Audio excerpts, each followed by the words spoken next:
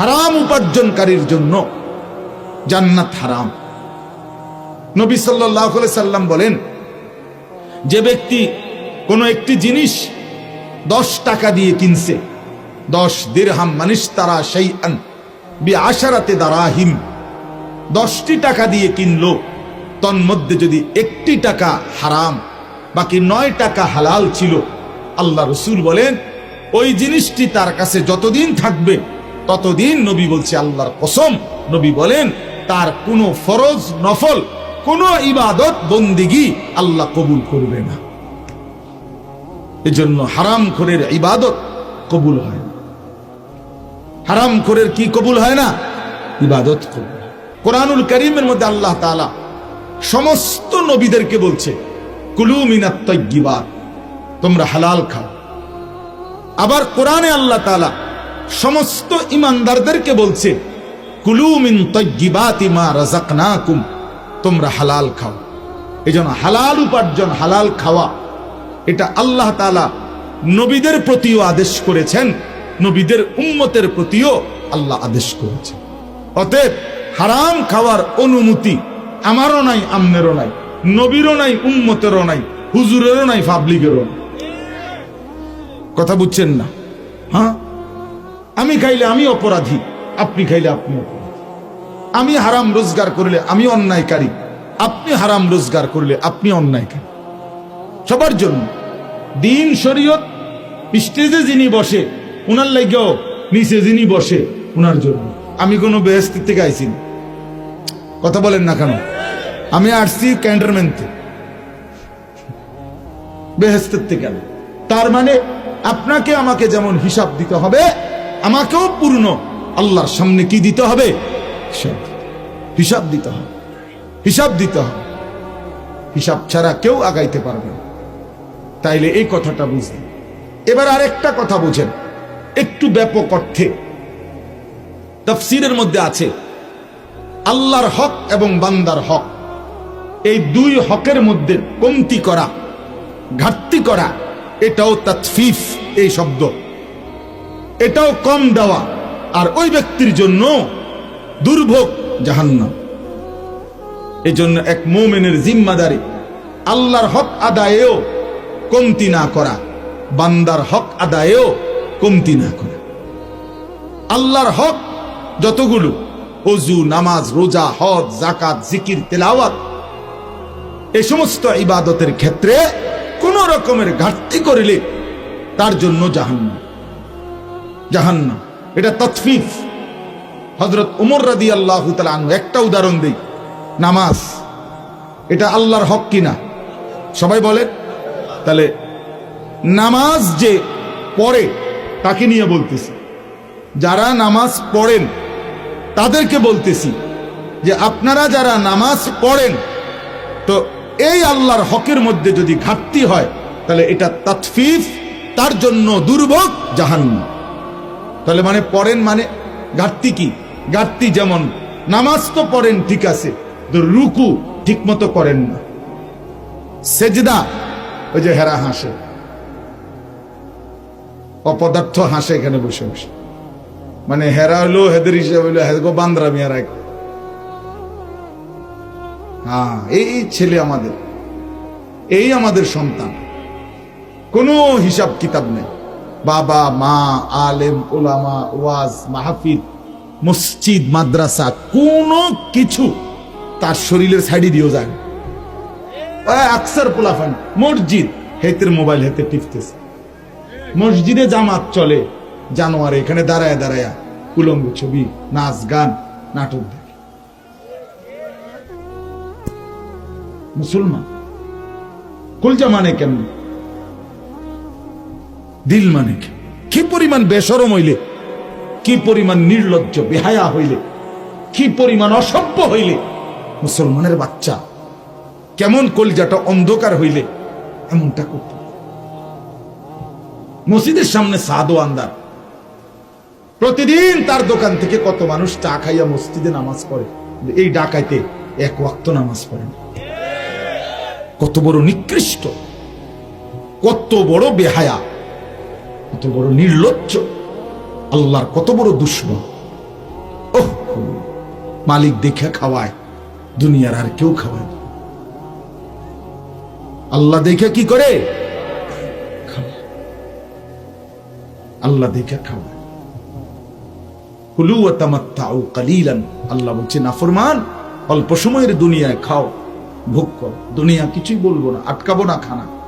কিন্তু আখিরাতে কোন নাফরমানকে এক ঢোক পানিও পান করতে দেব না। কোরআন শরীফ আছে বন্ধু। চলেন, তো বলতেছিলাম যে নামাজ তো পড়ে কিন্তু রুকু ঠিক মতো দেয় না, সেজদা ঠিক মতো দেয় না, এটা নামাজের ঘাটতি। সেজদা একটা দিয়া মাথাটা একটু উঠাইয়া আরেকটা সেজদা, এমন বহু লোক আছে রুকু দিয়া মাথা একটু উঠাইয়া নিচের দিকে যায় না, সোজা হইয়া দাঁড়ায় না, এতো রুকু হইল না, এত সেজদা হয় নাই। 4 রাকাত নামাজ পড়ছে, 2 মিনিটও লাগছে না। কোন সময় পড়লেন, কি পড়লেন, এত দ্রুত, এটা কেমন মেশিন দিয়া পড়লেন? তা নিশ্চিত সূরা কেরাত আপনি খবর নিলে দেখবেন অশুদ্ধ।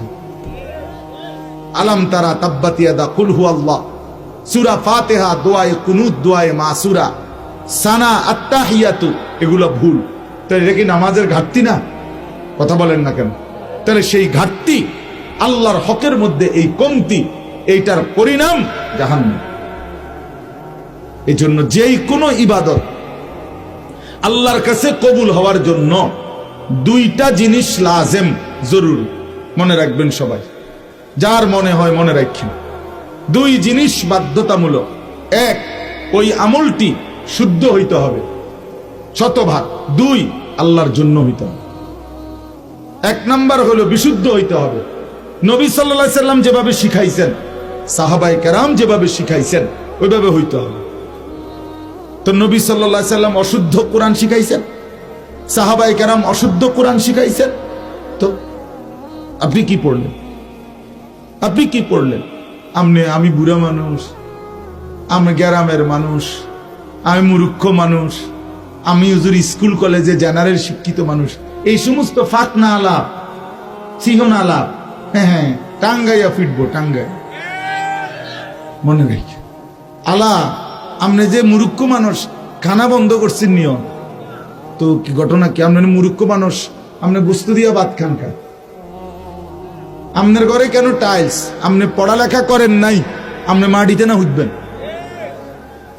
কই দুনিয়া ভোগ করার ব্যাপারে তো 100-100, দুনিয়ার ব্যাপারে তো কই কম করলেন না। আখিরাতের বেলায় আসলে 900 কথা। এই জন্য এগুলো বলার কোনো সুযোগ নাই। ইমানদারে শুদ্ধ করতে হবে। সূরা কেরাত, দোয়া, কালাম, কি পরিমাণ মুসলমান, এই যে নওজোয়ান, অসংখ্য ছেলের জীবনে আপনি খোঁজ নিলে দেখবেন, আহা, মুসলমানের বাচ্চা ফরজ গোসলটাও করতে জানে না। যার বীর্যপাত হয় তার উপরে গোসল ফরজ হয়, তো সে যদি ফরজ গোসল শরীয়ত সম্মত ভাবে করতে না পারে, এই অসভ্য 24 ঘন্টাই না পায়, এই অসভ্য 24 ঘন্টাই না পায়। খবর নেন পারে কিনা, জানে কিনা। পবিত্র আর পরিচ্ছন্ন এক কথা না। পরিচ্ছন্নতা ঝাইরা মুছা, সাবান সুবান লাগাইয়া পরিচ্ছন্নতা, কিন্তু পবিত্র হয় কোরআন সুন্নাহর নির্দেশনা মতে, ইসলাম যেভাবে বলছেন, আল্লাহ তাআলা, রাসূল সাল্লাল্লাহু আলাইহি সাল্লাম যেভাবে বলছেন। এজন্য ইবাদতের মধ্যে ঘাটতি করা, আল্লাহর হকের মধ্যে এটা তাতফিফ, তার জন্য জাহান্নাম। এজন্য সূরা কেরাত, দোয়া, কালাম এগুলো ঠিক করে। বুড়া মানুষ বুড়া হলে ঠিক করে, যার বয়স 900 বছর, আমনেও ঠিক করতে হবে। 900 বছরের বুড়া মানুষ নাই, 70-80 বছর, 60 বছর, আপনি এই সমস্ত 900 কথা বললে হবে না, শুদ্ধ করতে হবে, নাই তো তাতফিফ। তাইলে আল্লাহর হকের মধ্যে কোনো ঘাটতি করা যাবে না। আল্লাহর হকের মধ্যে ঠিক বান্দার হক, এর মধ্যে কোনো ঘাটতি করা যাবে না। তাইলে এটা তাতফিফ, তার জন্য জাহান্নাম। বান্দার হক যেমন আপন বোনের সম্পদ, যেই সমস্ত জালেম আপন বোনের সম্পদ আটকায়া রাখে, এরা জালেম, এরা মুতাফফিফ, এদের জন্য জাহান্নাম।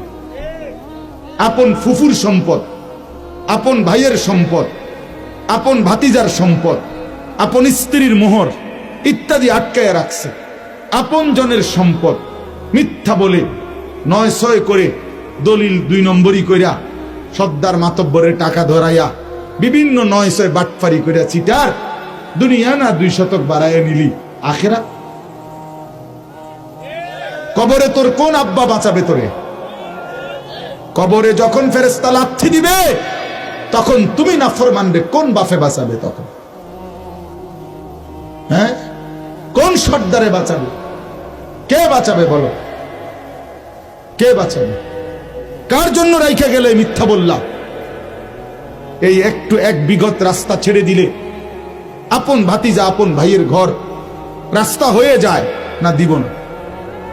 একটা গাছ কাইটা দিলে বেচারার সুন্দর ব্যবস্থা হয়ে যায় না? দিতাম না, তোরে দিতাম না, দিতাম না কই দিতাম না, কইছি আল্লাহ দিতাম না। কি আশ্চর্য! আরে কি জালেম! আপন বোনের সম্পদ বছরের পর বছর দেয় না। কি নিকৃষ্ট জালেম, কি নিকৃষ্ট জালেম! এজন্য বাপ, কারো সম্পদ এক বিঘত বুঝেন না? এই যে দূর আর কি, মান আখাযা মিন শিবরাম মিনাল আরদ যুলমান, নবীজি বলছে এক বিঘত যদি কেউ কারো সম্পদ অন্যায় ভাবে নিয়ে নেয়, তাওয়াক্কাহুল্লাহু ইয়াউমাল কিয়ামাতি 7 আরদিন, কিয়ামতের দিন আল্লাহ তাআলা ওই নাফরমানের কাঁধে 7 তবক জমিনের মাটি উঠায় দিন। যা বেঈমান, তোর মাটি তো দরকার ছিল, নে মাটি নে। বেঈমান, মাটি নে। এখন কি বলবেন তখন? কি পরিমাণ মুসলমান আমাদের মধ্যে মানুষের বান্দার হক আদায় করে না, এমন মুসলমান নাই? আপন বোন দিনের পর দিন কাঁদে, নাফরমান বেঈমানে আপন বোনের সম্পদ দেয়, গিয়ে গিয়ে আবার সাধুয়ানে লম্বা গপ মারে, পুরা গেরাম বুদ্ধি দেয়, লম্বা গপ মারে ওখানে। এই জন্য এর চাইতে নিকৃষ্ট রুচির মানুষ আর কেউ হইতে পারে না। আপন বোন বাগিনারে বলে নিবাগা একবারে, আর আইতা না বোন বাগিনার পরিচয় দিতা না, আমরা বাড়িতে আসতা না, মানে বুঝাইতে চাইতেছে জমি না নিয়া রাইখা যাও, যাতে করে আইলে ভাত তরকারি খাইতারো। আপন ভাইয়ের ঘরে খাইতে বোন বাগিনা, এর চাইতে বড় জালেম বেটা ডাকাত। তোর ঘরে গ্রামের কত মানুষ ভাত খায়, তারা তো কই জমি দিয়া খায় নাই? কথা বলেন না কেন? তো তোর আপন বোন আপন বাগিনা বুঝি দুগা ভাত খাইতে হইলে তোরে জমি দিয়া খাইতে হইব? তার মতো নিকৃষ্ট ডাকাত, নির্লজ্জ, বেহায়া আর কেউ হইতে পারে? বেহায়া মানুষ, বেহায়া। এ কেমন কথা? আপন বোন, আপন বোনের সম্পত্তি আটকায়া, ভাইয়ের সম্পত্তি, ভাতিজার, আপন জনের, এ কেমন জালেম! এর চাইতে বড় জুলুম আর কি হইতে পারে? আল্লাহ আমাদের প্রত্যেককে মাফ করে দেন। এজন্য বাপ, আমার কথা শেষ, এই কথাটা বললাম, আল্লাহর হক, ওযু, গোসল, নামাজ, রোজা, হজ, যাকাত, এর মধ্যে ঘাটতি না করে। আপনার উপরে যাকাত ফরজ, আপনি টাকা 10,000 দিচ্ছেন, দিয়ে আল্লাহর মধ্যে দিছি, হুজুর দিছি, অনেক দিছি, যা দিছি একের কমও হইতো না। আরে বাপরে, ফাঁক না হালাফ, ফাজিল বেড়া, তোমার বেশি দিতে কইছে কেডা? তোমার হিসাব করে না দিতে কইছে? কিত্তাম তোমার বেশি টিয়া দিয়া, তুমি যাকাত হিসাব করে দাও। আমনে আন্দাজ, এমনি এশার নামাজ মনে করেন 4 রাকাত ফরজ, আপনি কয়তক্ষণ রুকু সেজদা দিয়ে লাইছেন, দিয়া বলছেন যে হুজুর যা রুকু সেজদা দিছি 27 রাকাতের কম হইতো না। ঠিক না? আর হুজুর একারে ফেরেশতা পরে বাহিরি বাদ দিয়ে লইব, যে দুল লাগে দুল লইয়া লইব, ওইবে তো নামাজ নাকি? এই নামাজ হবে তো না? না, আপনার এত 27 সেজদার অঙ্গ দরকার নেই, আপনি গুণনা দেন, ঠিক কি না? আপনি 4 রাকাতে যে কয়টা লাগে আমার দূরে লিসারবো, আমাদের এতটি দিতেন হয়েছে কেন? ফাইজলামি করেন মিয়া। তাহলে যাকাত যার উপরে ফরজ, এটা হিসাব করে দিতে হবে, আন্দাজে দিলে হইব নাকি? লুঙ্গি কতগুলো দিয়ে দিছে পুরান অথবা কম দামি দিয়া লাইন ধরাইয়া হ্যাঁ জনাব এখন জাকাতের মাল বিতরণ করিতেছেন লুঙ্গি। এরপরে 6 মাসের মাথা পোস্টার লাগাইয়া আমি আপনাদের সেবা করতে চাই, মানে মেম্বার হইতে চান আর বুঝছি দাম বুঝি না সালাকি চেয়ারম্যান হইতেন চান, তো এই জন্য লাইন ধরাইয়া লুঙ্গি দিছিল। হ্যাঁ আমরা বুঝি না, আমরা চিরা খাই, আজকে দুপুরও ভাত খাইছি। এই জন্য এই সমস্ত নয় সহের কোনো অর্থ নাই, বরং আল্লাহর জন্য। কার জন্য? আল্লাহর জন্য, আল্লাহর জন্য, আল্লাহর জন্য। আল্লাহ আমাদেরকে তৌফিক দান করে, আল্লাহ আমাদেরকে বুঝ দান করে। কি কথা হইল? কথা হইল 1 নাম্বার, প্রিয় ভাই আমার, বন্ধু আমার, নওজোয়ান ছেলে, তোমাদের কাছে প্রথম কথা, তোমরা তোমাদের নিজেদের ব্যাপারে যত্নবান হও। আমার অনুরোধ ভাই, তোমরা যত্নবান। তোমরা যেইভাবে এই নাচ গান ফুর্তির মধ্যে, মোবাইলের মধ্যে, মোটর সাইকেলে অথবা নিজেদের বন্ধুদের আড্ডায় যেভাবে জিন্দিগি শেষ করে দিচ্ছ, আগামীর সময়টা বড় নাজুক হবে, বড় কঠিন হবে বাপ। বাংলাদেশের জমিনেও চতুর্মুখী ষড়যন্ত্র প্রতিদিন হচ্ছে, প্রতিদিন হচ্ছে, প্রতিদিন হচ্ছে। ইমানদারের রক্ত ঝরাচ্ছে। একবার চট্টগ্রামে শহীদ অ্যাডভোকেট সাইফুল ইসলাম আলিফের রক্ত ঝরিয়েছে। হ্যাঁ, এখন আবার টঙ্গীর বিশ্ব ইজতেমাতে রাত গভীরে ইমানদার মুসলমান, ঘুমন্ত মুসলমানের উপরে সাদের অনুসারী নামে কিছু সন্ত্রাসী, এই একবার ইসকন লীগ হামলা করছে ইমানদারের উপরে, এখন আবার সাদ লীগ ইমানদারের উপরে হামলা করছে।